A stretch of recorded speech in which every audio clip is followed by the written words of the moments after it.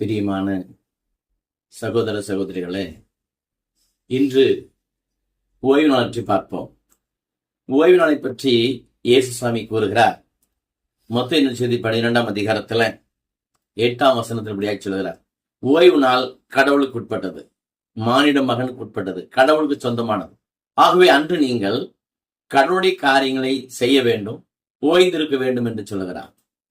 அப்படியே ஆரம்பத்தில் பார்ப்போமானால் விடுதலை பயணம் 20ஆம் அதிகாரத்துல அதை பார்த்து கொண்டு கீழே போகும்போது 12ஆம் வசனம் சொல்கிறது, ஓய்வு நாள் கடவுளுக்கு உரியது, அது ஆசீர்வதிக்கப்பட்ட நாள், ஆசீர்வதிக்க கூடிய நாள். ஆகவே ஓய்வு நாளை நீங்க திருடக்கூடாது, அதை எடுக்கக்கூடாது என்று சொல்லப்படுகிறது. ஆகவே பிரியமானவர்களே, அதை 32ஆம் அதிகாரம் சொல்லப்படுகிறது. ஓய்வு நாள் கடவுளுடைய நாள், அதை நீங்கள் எடுத்தால் நீங்கள் துன்பப்படுவீர்கள், வேதனைப்படுவீர்கள் சொல்லப்படுகிறது. இன்று நாம் ஓய்வு நாளில் என்ன செய்கிறோம்?